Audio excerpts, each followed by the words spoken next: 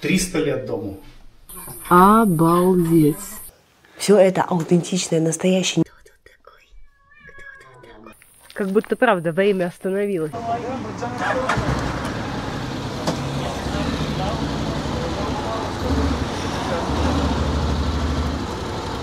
Мы едем в Шафран-Болу.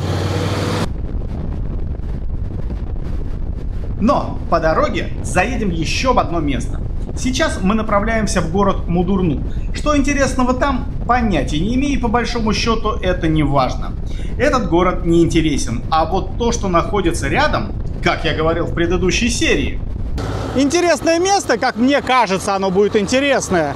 Туда я хотел попасть года уже 4, наверное.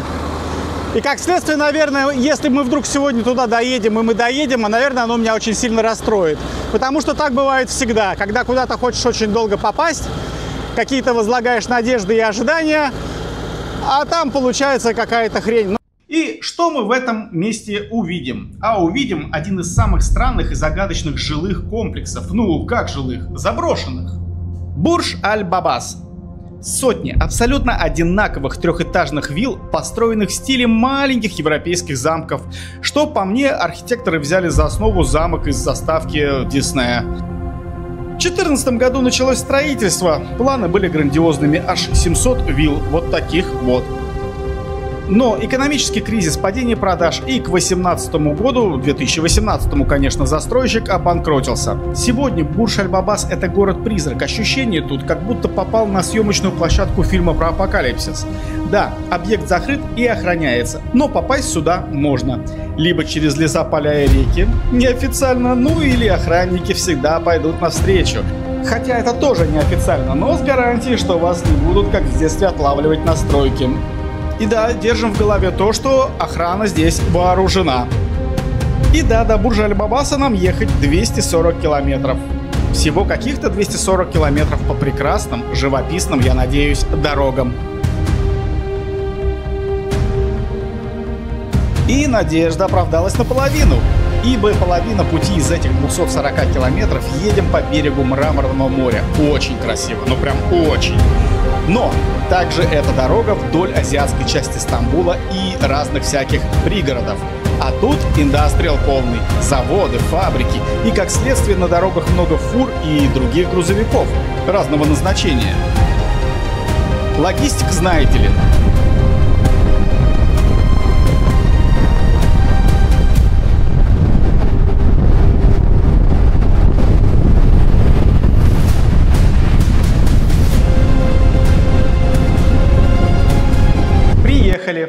Погуляли. Место интересное. Чувства смешанные. Охранники душки. Видеофайлы все оказались битыми. И это мы узнали только дома. Это отвратительно. Хорошо то, что это единственные видеофайлы, которые были биты за все путешествие. Итог. Место интересное для посещения, годное. Не более одного раза. Хотя... Будем на территории Турции. Скорее всего, наверное, еще разочек туда заедем. Вам-то не показали.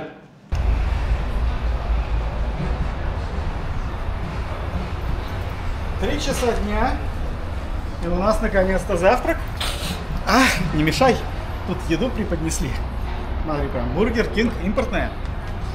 Да. Это, садись, короче. Кстати, в Сербии Бургер Кинга нет, а мы скучали. Я не скучал, а что, действительно нету? А я скучала, да. Бургер Кинг есть только в Подгорице. Что, серьезно? Абсолютно. Нет, мне как-то по барабану. Я не скучал, но тем не менее. Ну что, афьетолсун? Приятного аппетита. Да, спасибо огромное. Это особый вид искусства. Вот двери открываются, люди ходят. А вот хоть бы хны. Вот лежим вот такие вот и балдеем. Балдеем. Еще как балдеем. Красавчик. Да. После завтрака-обеда наш путь лежал в город Сафран-Болу, что еще 250 километров. Чем знаменит этот город? А знаменит он тем, что практически полностью сохранил архитектуру османской эпохи. Сегодня это 1200 зданий в первозданном виде под охраной ЮНЕСКО, как объекты мирового культурного наследия. И в продолжении темы турецкой недвижимости, сегодня мы забронировали номер в аутентичной усадьбе, которой 300 лет, и в отличие от предыдущих построек, которые мы увидели, но не удалось запечатлеть, она не заброшена, а вполне даже функционирует. И да, эта усадьба находится рядом с Сафранболу в деревне Юрук-Кую.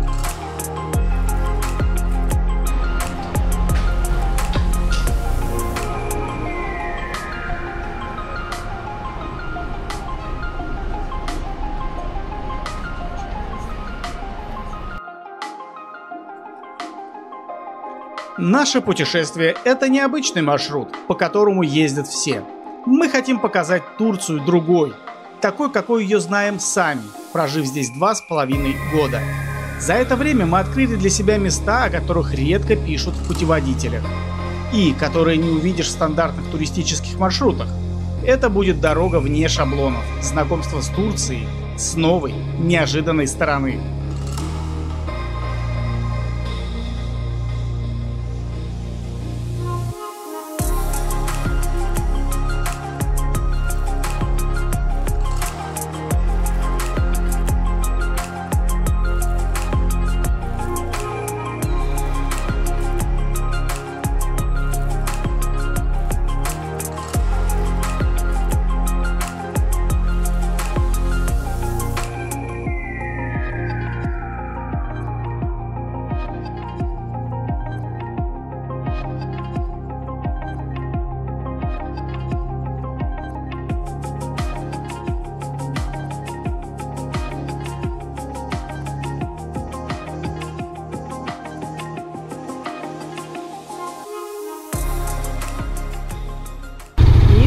Здесь мы сняли домик.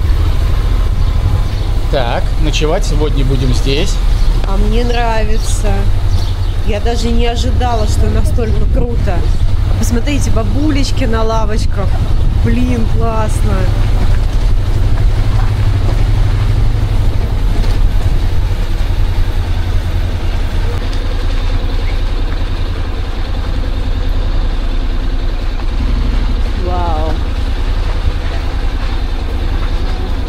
Мы приехали с вами в деревню Юрук-Кую.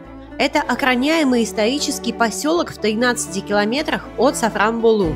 Здесь сохранилось больше сотни османских домов, большинство 18-19 века. Каменный первый этаж, деревянный каркас наверху, эркеры, широкие карнизы. Улицы узкие, мощеные, застроены плотно. Главные объекты – это старые конаки. Кофейня, прачечная, мечеть с деревянным минаретом, общественные бани. В некоторые дома можно зайти внутрь. В деревне жили туркмено-юркские семьи, отсюда и название. Место очень тихое, умиротворенное, природа потрясающая. Въезд транспорта ограничен. Днем много туристов. Их возят автобусами из Сафранболу, а вечером и утром тишина и покой.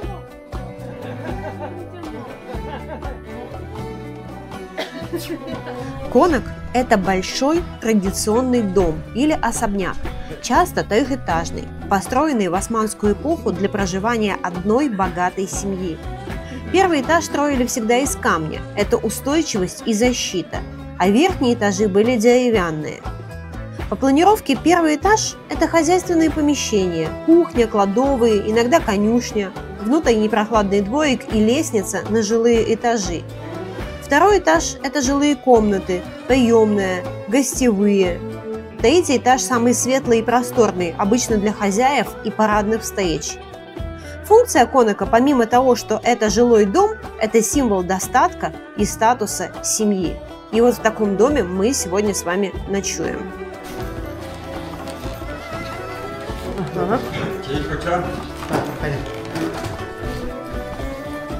How old is this building?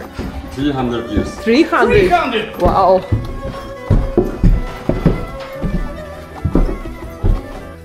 It looks amazing. Слушайте, хочу сказать, вообще 300 лет дому.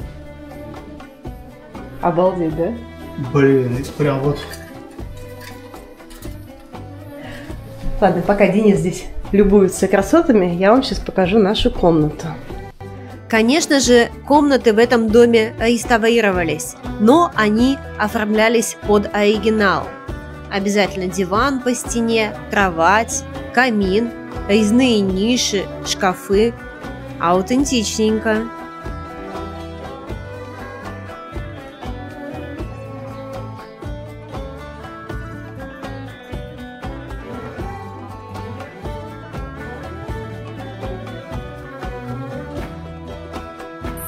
И вот такая красота. Обалдеть. Я когда вчера бронировала номер, я даже не ожидала. Это у нас камин. Так, подожди, слушай, а что здесь санузел есть?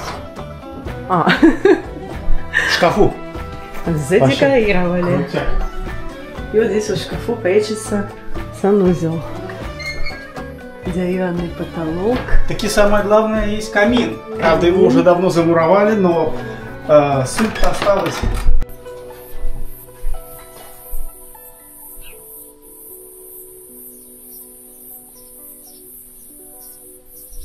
И здесь вся деревня такая, а? Класс. Хочу обратить ваше внимание на вот эту вот гостиную. Эта сторона дома у нас южная. Она называется Гюнеш Одасы, то есть солнечная комната. И использовалась она преимущественно в зимнее время года, потому что именно эта часть дома прогревалась лучше всего, и здесь было комфортнее всего. То есть это такая комната-гостиная, здесь принимались гости. Здесь девушки занимались рукоделием, и вообще как бы в основном это была такая женская часть дома.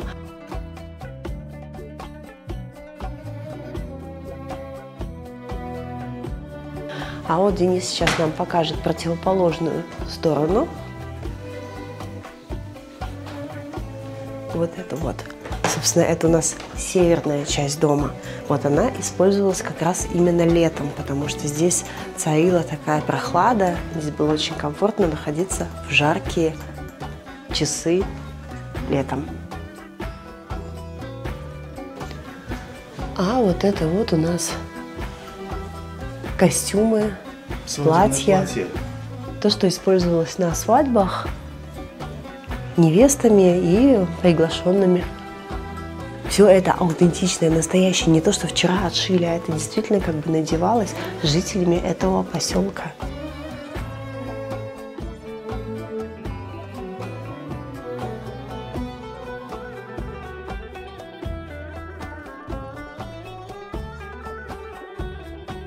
Так, здесь на этаже 4 комнаты, вот такие, какая у нас.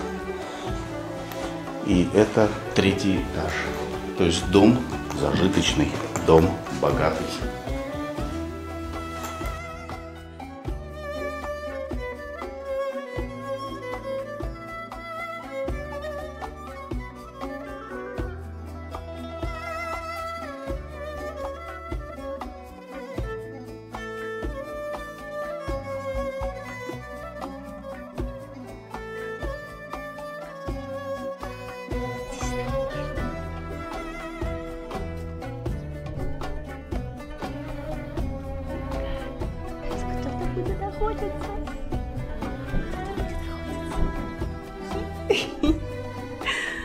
Что говоришь?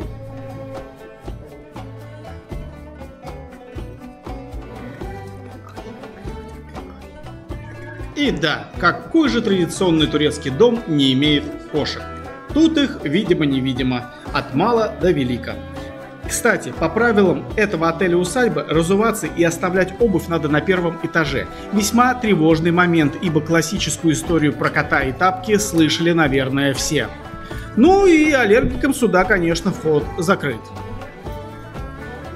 В остальном все хорошо, по крайней мере нам понравилось. Единственное, что в этой деревне все работает до последнего туристического автобуса, а именно до 6 часов вечера.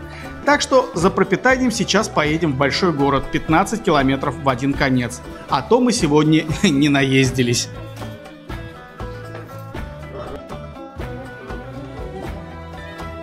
Деревянный минарет? Да.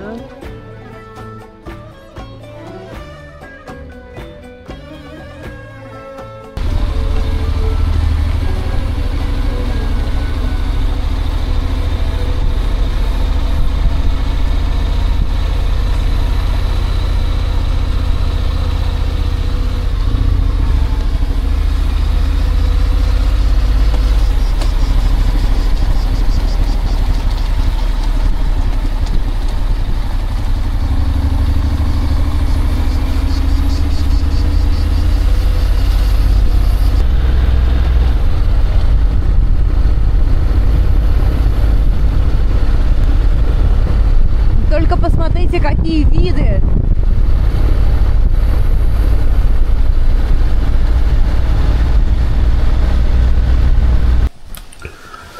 Ой, день закончился. 450 километров сегодня проехали.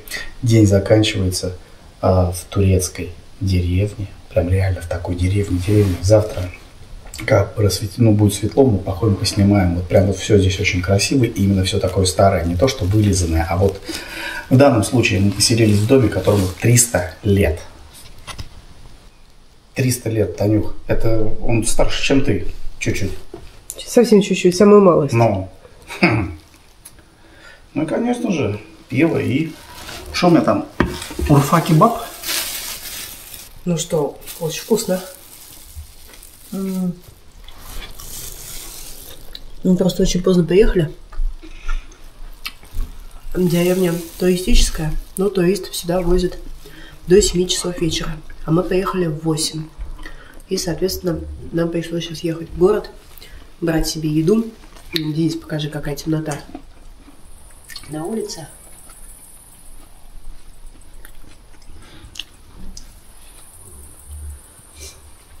Поэтому всю эту красоту мы будем снимать вам уже утром. Так, а может быть и сейчас пойдем прогуляемся? А может быть и сейчас пойдем прогуляемся, но сначала надо поесть, потому что мы очень голодные.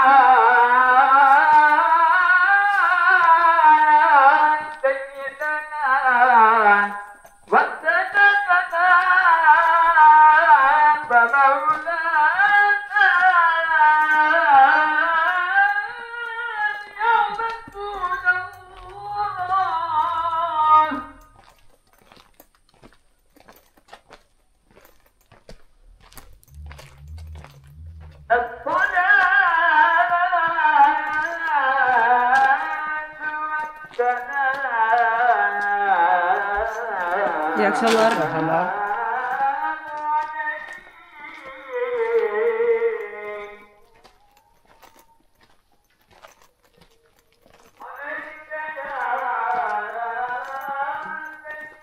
Слушай, а гигантская какая деревня. Прямо тут фактически прям площадь какая-то. Даже вон бюсты есть, памятники.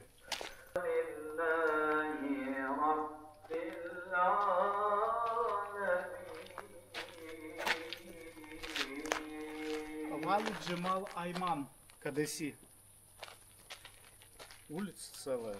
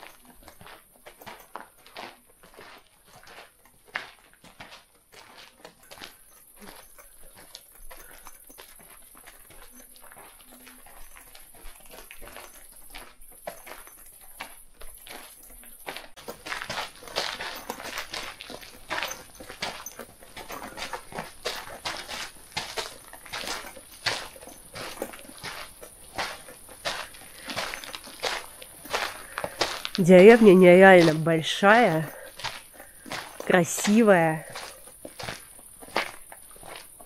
И вот, если честно, даже слов не хватает это все описать. Мы ехали без вообще каких бы то ни было ожиданий.